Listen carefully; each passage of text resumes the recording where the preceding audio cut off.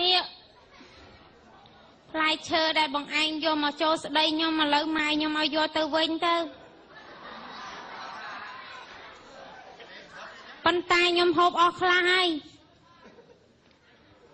ម៉ែអូនឯងចាស់ហើយហែកអាវបងចោលតិចទីយកផ្លែឈើចែកគ្នាស៊ីអញ្ញៃឲ្យបោះម្សៅម៉ានយកមកឲ្យឯងវិញ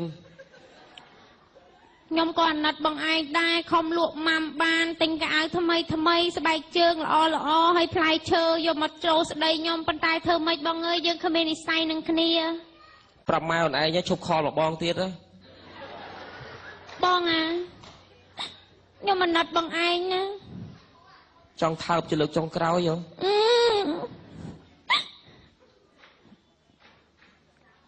លេចកើតជើងត្បូងនឹងមាននឺអត់អូនលីឯណាបងណាចាំជាតិក្រោយយើងជួបគ្នាទៀតសំចៃមកស្និតមកបងឈឺមីងបាំងលេបានអោបបានថើបតិចតួចហ្នឹងផ្លាច់ឯងបានទៀតយកពេកនឹងទៅប៉ែមក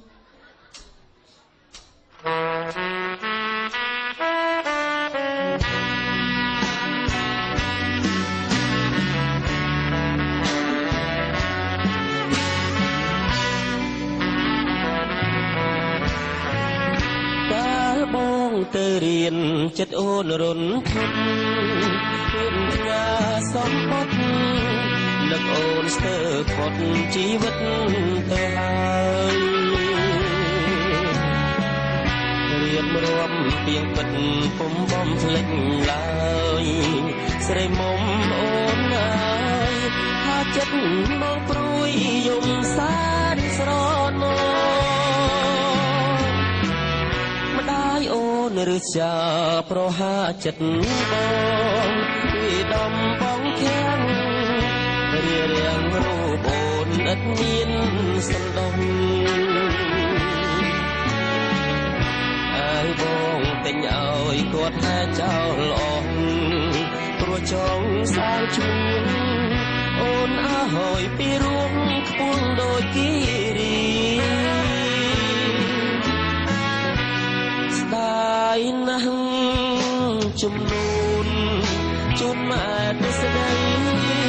ស្ដាយមកហូបចំណីម្ដាយអូនជន់ឆ្លីបងខ្មាំងគេនឹងនាងស្ពានបាយមួយលើកជាពីរចូលស្ដីដណ្ដឹងម្ដាយអូនមិនអើយបៃលិនកណ្ដៀងត្បូងឆាំងបងឈប់រីរាំងប្រចាំគ្រួសារនឹងអូនទៀតហើយអូននៅឲ្យសុខលងដល់ត្រើយយើងអងតាមហើយសង្សារខ្ញុំមករកក្រៃរៀងខ្លួន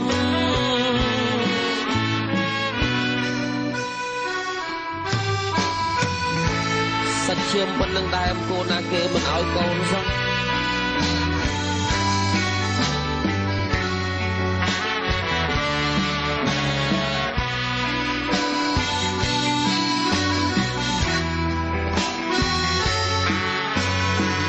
សាប់មកយ៉ាងបែបនោះ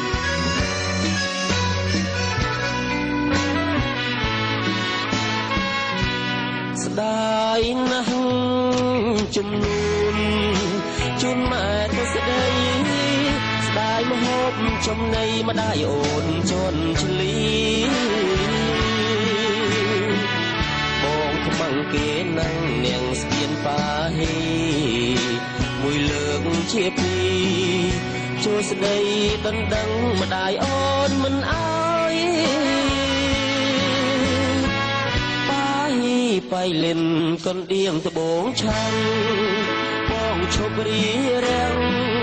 ប្រចាំគ្រួសារនឹងអូនទៀតហើយអូននៅឲ្យសុខលងដល់ត្រើយយើងអងតាមហើយ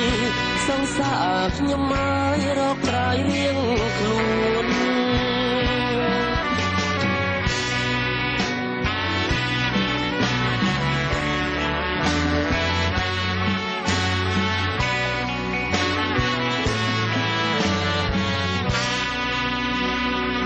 គុណឥឡូវនេះខ្ញុំទំនេរហើយបើបងអ្នកមេម៉ាយណាអាចតាក់ទងបានសូមខលមកចុះ24ម៉ោងលើ24ម៉ោងសូមអរគុណសូមជម្រាបលា សូមអរគុណ